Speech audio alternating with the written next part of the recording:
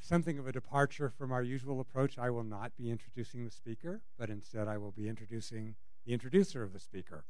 So today it is a pleasure to introduce A.G. Block. A.G. served for over 10 years as the Associate Director of UC Center Sacramento. He was largely responsible for the growth and sustenance of the program over a very long period of time. And he left the place in very good shape to be taken up by our current Associate Director, Cindy Simmons. So AG will be forever grateful for that. In addition, I know this is a topic that is close to your heart because of some of the volunteer work that you do, and we look forward to your introduction of our speaker today. AG.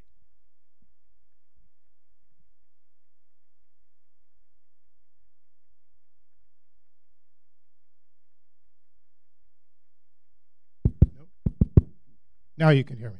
Okay. I want to welcome you to UC Center. We're glad to have you here as we explore a topic that is critically important to our communities and, as Dr. Kravitz alluded to me on a personal level. And that's how we protect children, especially those who have been neglected and abused, often by the very people who should care for them. As Dr. Kravitz mentioned, I was the Associate Director here at UC Center until I retired about a year ago. What you may not know is that I also serve on the Board of Directors of Sacramento's nonprofit Children's Receiving Home. The Receiving Home is, among other things, a crisis shelter.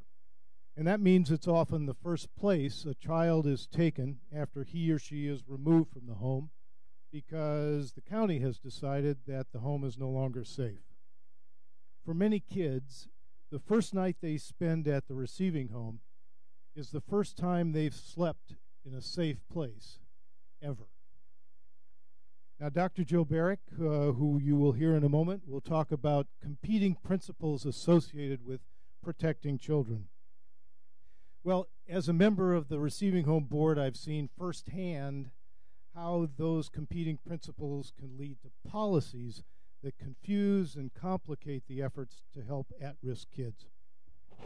We all have a natural instinct to protect children, and many people in and out of government are passionate and dedicated to that cause. But as Dr. Berrick will explain, there's no consensus on how best to accomplish that goal. The good people who work at the receiving home and at the county's Child Protective Services are on the pointed end of that confusion, and they deal daily with policies designed for an ideal world that simply doesn't exist. The real world where they work is far from ideal. And I want to give you just one quick example of the disconnect that sometimes occurs between policy and reality. Last year, the state passed a reform meant to shorten the time a child spends in a crisis shelter like the receiving home. Under this new reform, the shelter can care for that child for only 10 days.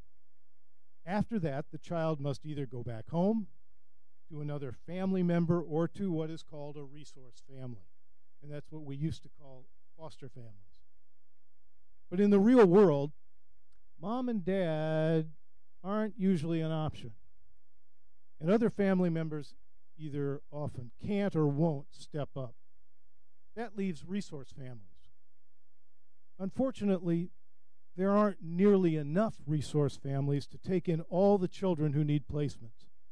Worse yet, some children with severe behavior problems may never find a family willing to accept them.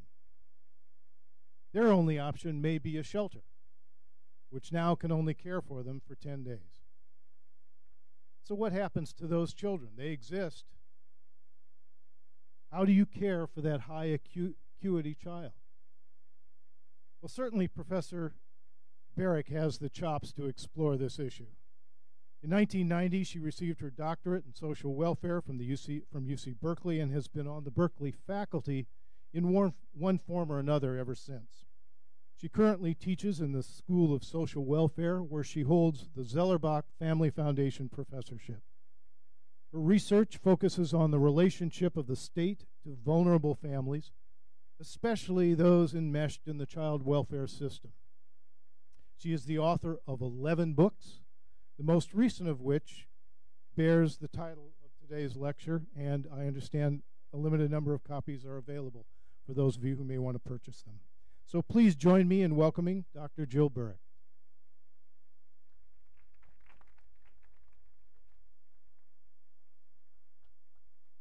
Thank you so much, AG. Can you all hear me? Okay, terrific. I'm so delighted to be here.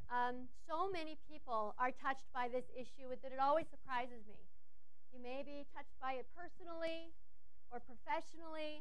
AG has just told us that he's touched by this issue because he gives his time as a volunteer to support the local receiving center.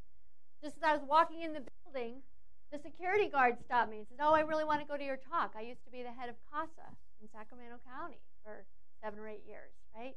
So I know that many of you who are in this room are touched by this and you're deeply concerned about this topic. Echoing what AG said, we all want to do the right thing. We all want to figure out how we can help kids, help families, and do it the right way. And some of you in this room probably know more than I do about child welfare because maybe some of you have been child welfare professionals in the past. Maybe you've been foster parents. Maybe you were foster kids years ago. Part of what you probably know is that the work of being a child welfare professional is really, really hard. These professionals who work out there in the field have to deal with a maze of bureaucracy. They have to deal with very, very complicated families. They complete mountains of paperwork on a regular basis, and they have high caseloads and too few resources to do what they really know would be right to help kids and families. What I really want to talk about today is some of the ideas that frame their work. That's what I want to focus on, because it's those ideas that then help shape policies that then result in all the laws we use. Sorry, tell me, this is noisy, isn't it? This is not working. Is that going to work? Okay, let's try this again. Sorry. What I really want to talk about is the ideas that undergird policy making that then results in the services that social workers deliver to children and families. And what I think we're going to find out along the way is that doing policy making in the area of child welfare is probably just as complicated as doing the work in the field of child welfare. But I hope we can find a way to make it a little bit easier. The ideas that I'm going to talk with you about today are, as AG says, put together in a new book that I have a few copies of over here called The Impossible Imperative. And the book includes information about the challenges that families face and the families that child welfare workers face in the demands of decision making in the face of a lot of ambiguity, in the face of inadequate information and limited resources. The book is also a book about ideas that have been ruminating for me over the last 20 years as I've been doing research in California principally and in the rest of the nation, and now most recently internationally as I do comparative work looking at Western European nations and our work here in the United States to figure out what we can learn from one another. I want to acknowledge before I begin that included in the book are stories written by child welfare professionals. And so we have 15 stories that are included that really give a flavor of the day in the life of a social worker in California and what they face trying to implement the policies that are developed here in Sacramento as they try to figure out how to do what they're being asked to do. And the stories that they convey are stories of typical days in the life of a child welfare worker. Not sensational days, not headline-making days, just typical days. Because part of what we know is the policy making is typically done in response to headlines. And it isn't typically developed in response to the sensational story. When the average family needs an average response in terms of the laws that might shape the services they receive from the government. So the decision-making themes that we're talking about today, as I say, come from very typical cases across the state of California. And what we learn is that these decision-making themes have some principles at their basis that are difficult because there are several principles we're going to be talking about today, not just one, that each of these principles are relative to one another, none of them are absolute. And then thirdly, what makes child welfare policy making so difficult is that as soon as you decide that there is some principle that you think is absolutely fundamental to this work, I'm going to tell you there's another one that's in a direct conflict with it. Head-on collision. A head-on collision. And that's what makes it hard.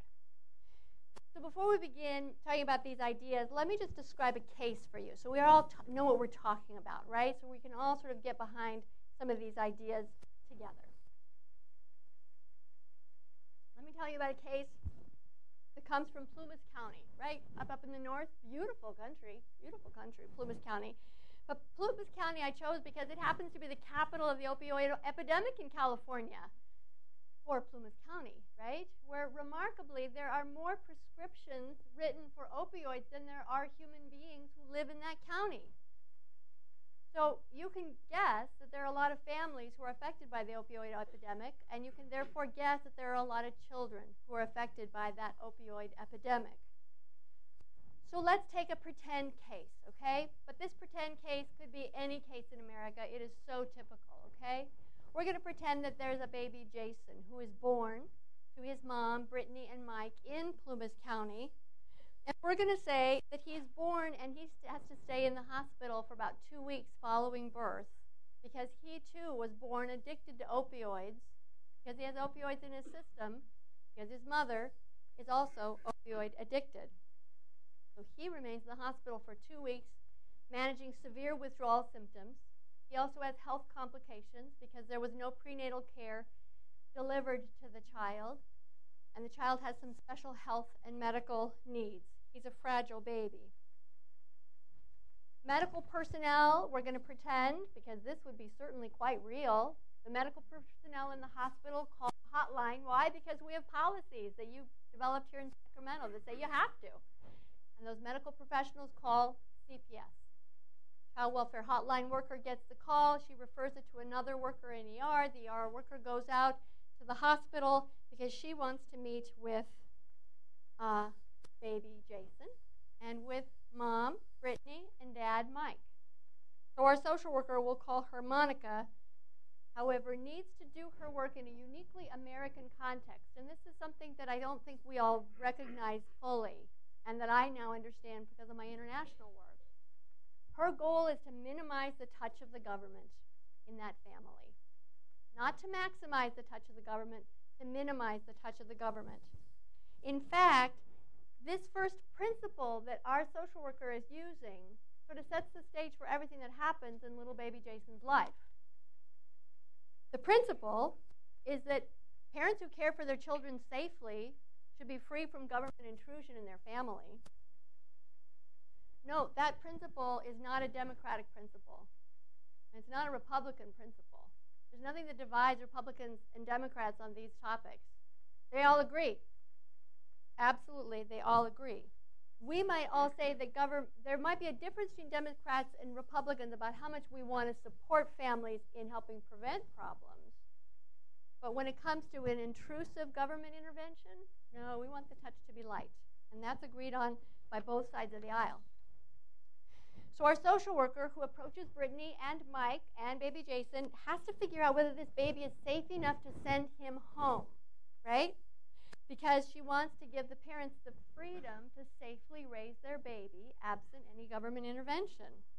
And based on good standards of social work practice, she calls a family team meeting at the hospital so that they can figure this out together, right?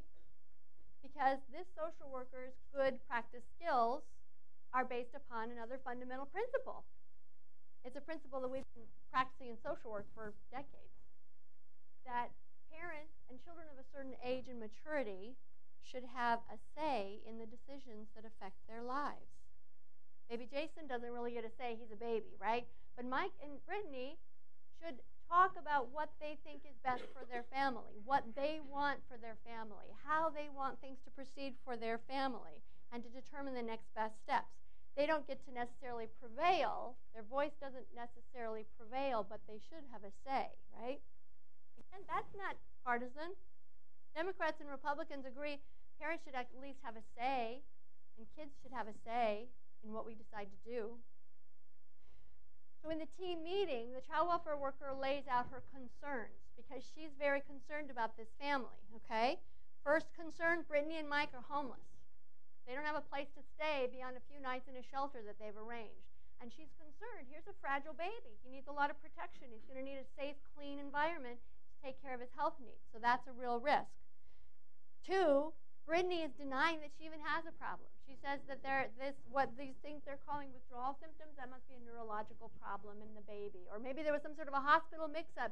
No, she's drug-free. Social worker is concerned about that denial. Social worker is concerned about Jason because Jason says, yeah, I do use opioids. I do. But it's kind of just sometimes because, Advil just isn't enough to manage the pain. And Monica continues to express her concern because as long as baby Jason is in the hospital, Jason is safe. But if she lets him go home, the risk is high, right? So she's trying to figure out, could his safety be better secured if she separated Jason from his parents? Again, she's trying to use foundational principles to guide her decision-making. It should be safe. Everybody in this room agrees with that. Democrat, Republican, internationally, that's the standard we all agree on. But everybody in this family tells Monica, don't worry, it's going to be fine. He is going to be safe. They tell her they're going to do everything they can to keep baby Jason safe, right? Mike's going to redouble his efforts. He's going to find housing. And Brittany says she will consider going into drug treatment. Grandma says she'll come and stop by the house every day and check on the family. The uncle says that he's going to bring groceries every couple of days. The uncle's sister says, girlfriend says she'll help out in some way. And the social worker knows she'll be visiting pretty regularly. All of the family members here love their baby. And that's something that I think we often forget in this field. Family members, even family members who have hurt their kids, they love their kids. Always. They love their kids. And that's what they tell our social worker, Monica. They want to see their baby thrive. They fear Monica and CPS and the power of that system. They want to keep baby Jason at home.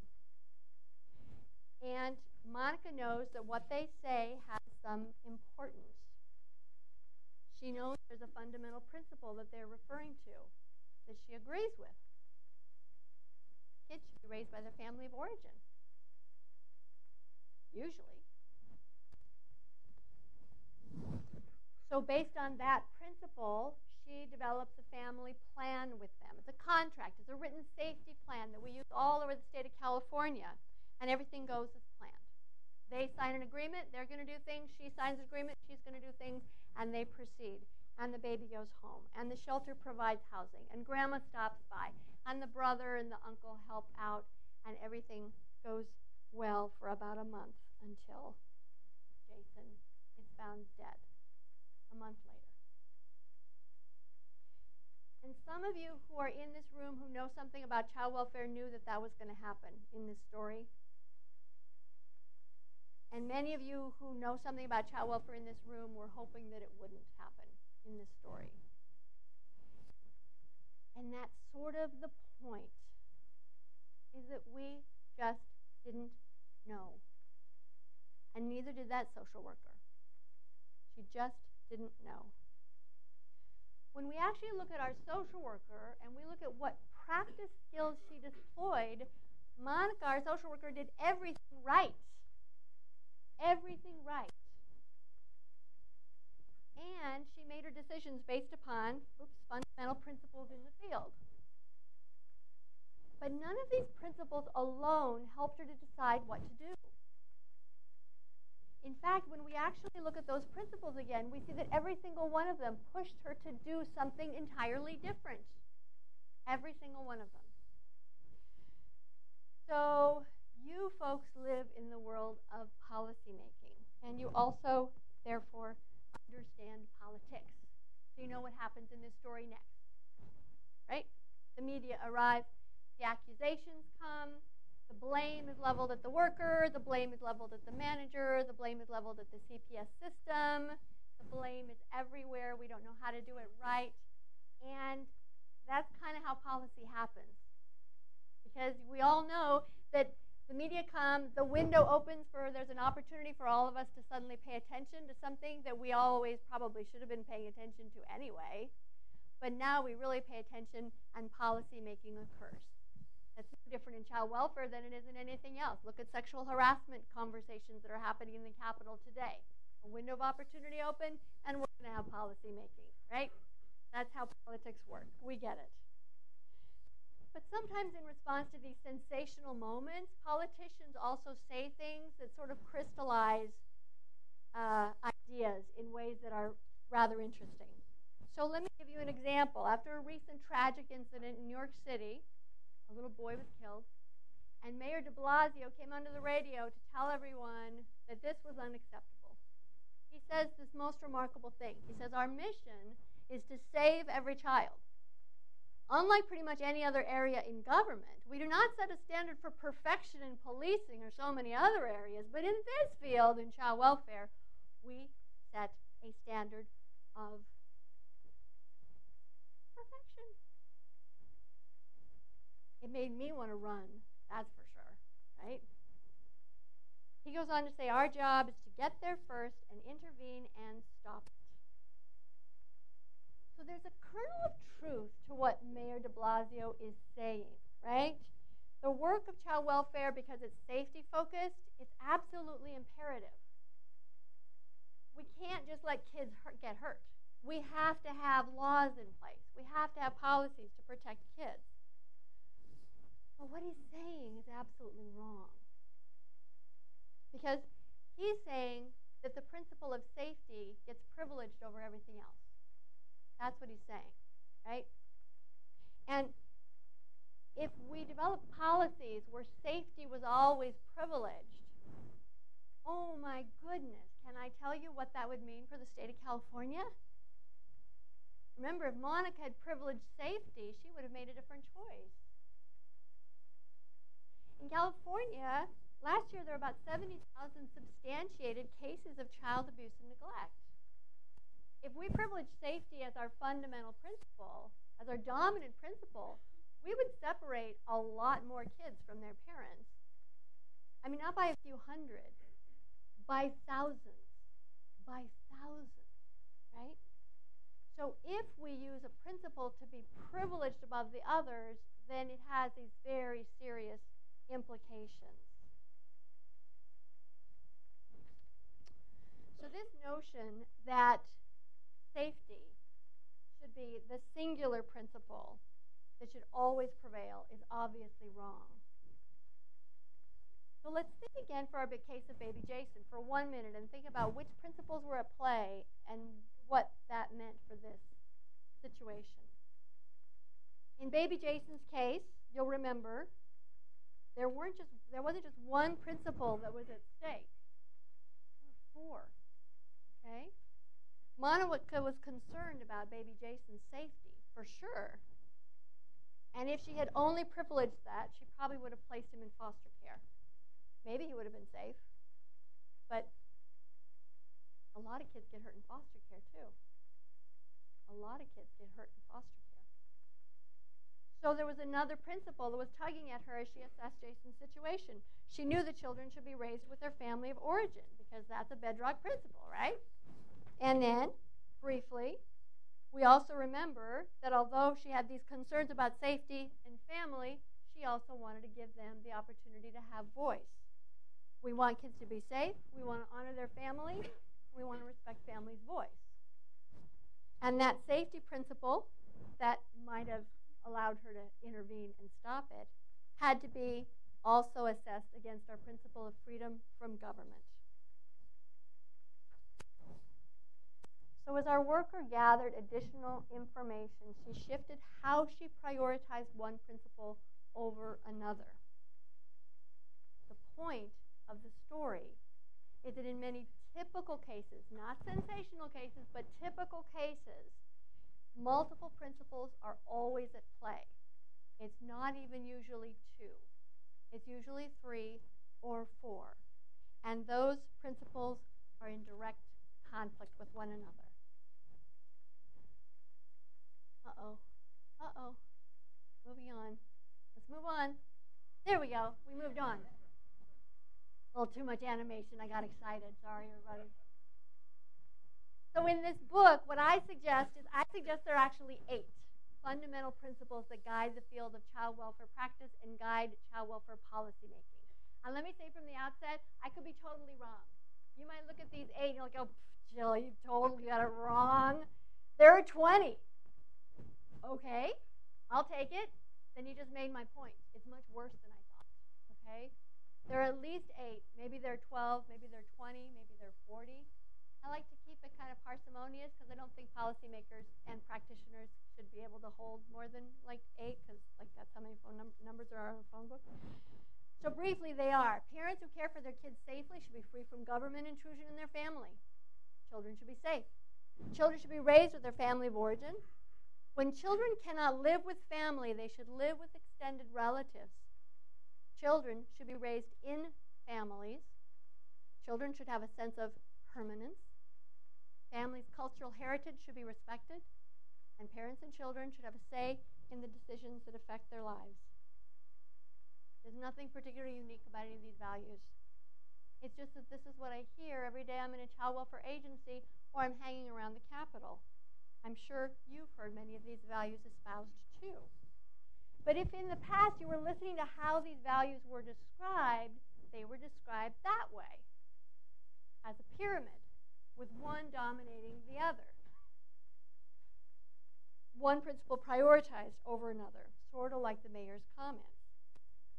But a more realistic portrayal would include our embrace of these fundamental values as multiple, as relative, and as balanced against one another. Let me just give you a couple of examples briefly. The year was 2010. California legislature was trying to do great work in the field of child welfare. And by the way, can I just tell you, most of the policy work that happens in California is awesome. I should have started with that, right? California is the leader across the country. You guys figure out a good thing to do for kids, and you do it, and most of the country figures it out 5 or 6 years later. So you're always at the front of the pack, and that's very, very impressive. So here's one of those laws that the federal government decided to take up after we did, right? So diligent efforts, we should place siblings together in the same setting, right? Because kids shouldn't be separated from their siblings when they go into foster care. I think it's a great law. I think it's the right law. It definitely privileges family, right? It speaks to the principle of family. That's a very good thing. It's also a data-based policy. It's based upon good data. If you take a look at these data, and these data come from the California Child Welfare Indicators Project, it's a big database we hold at UC Berkeley. Daniel Webster is the principal investigator of that project, and includes all the data on all the kids in out-of-home care in California and who've been touched by the child welfare system. So if you look at this figure, you'll see that if there are only 2 kids in a sibling group who come into foster care in California, that about almost 70% of those kids get to stay together in foster care. That's a good thing, right?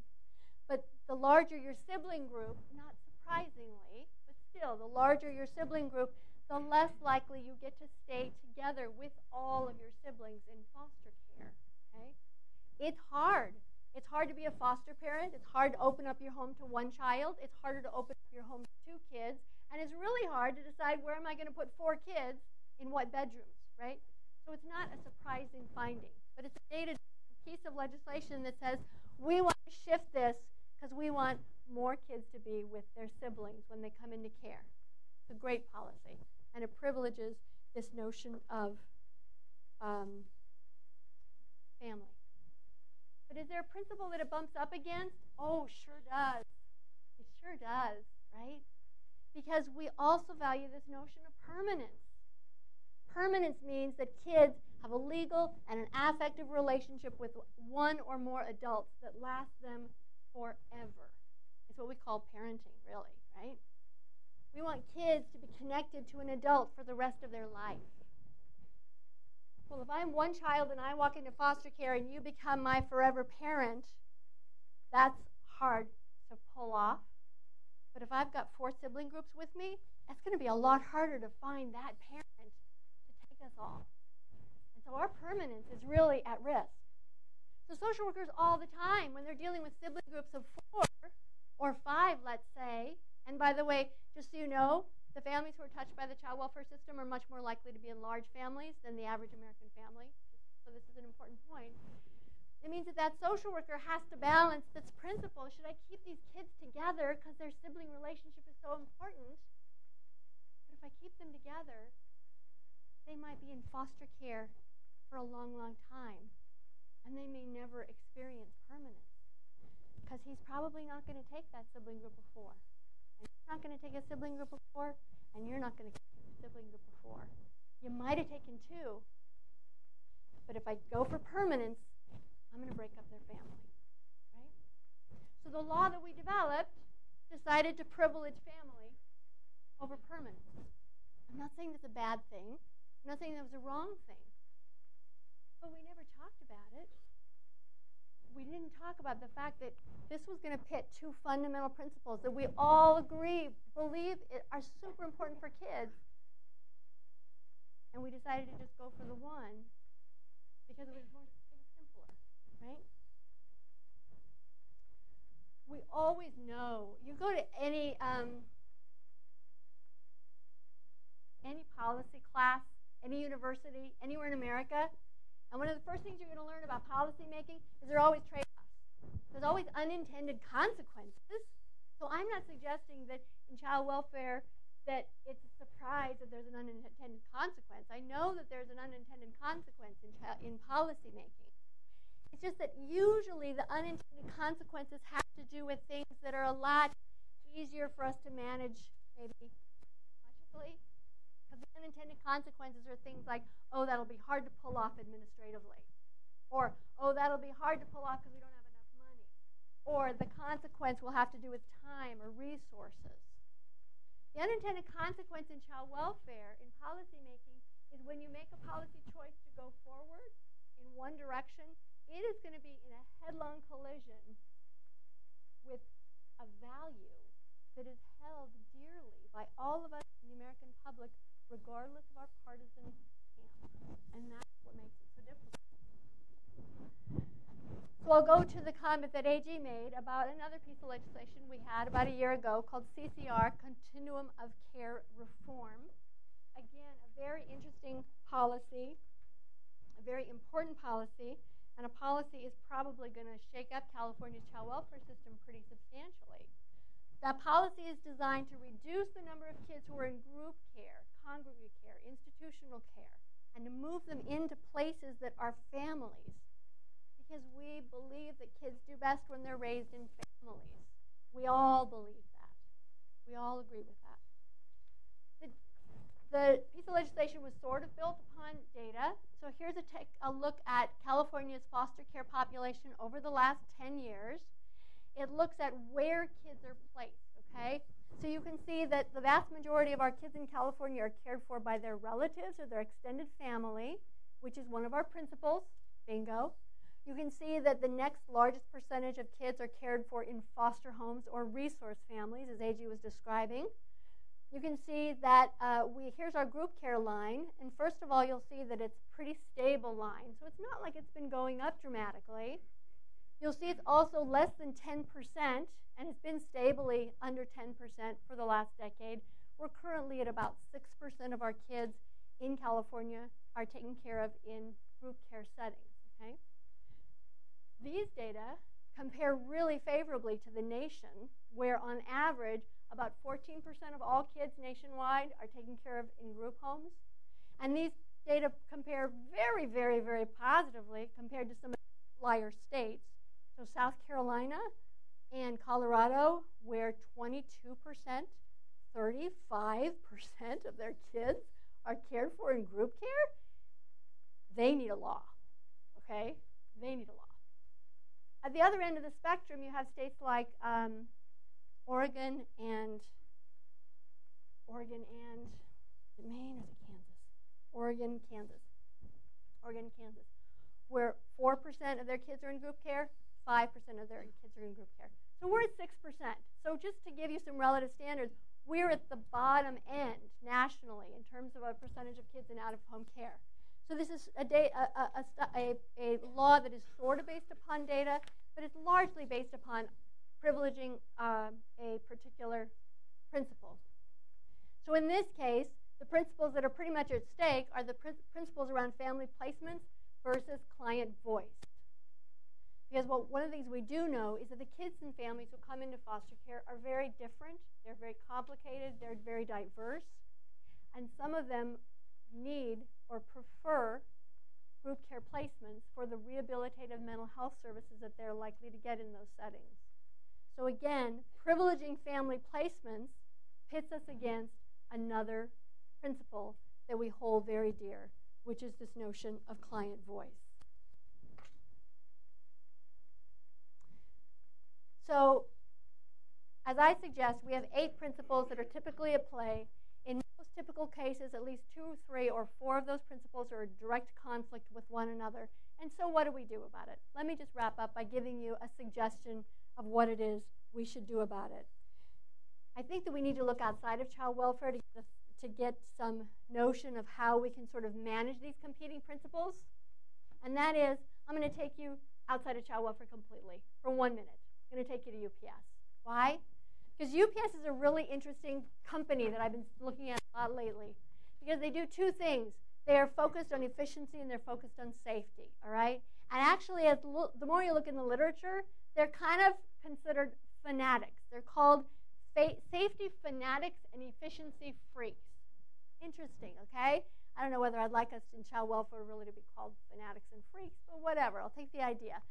The notion is they are all about efficiency, okay? They've got 15 million people who work for them. They have 99 million packages that need to be delivered.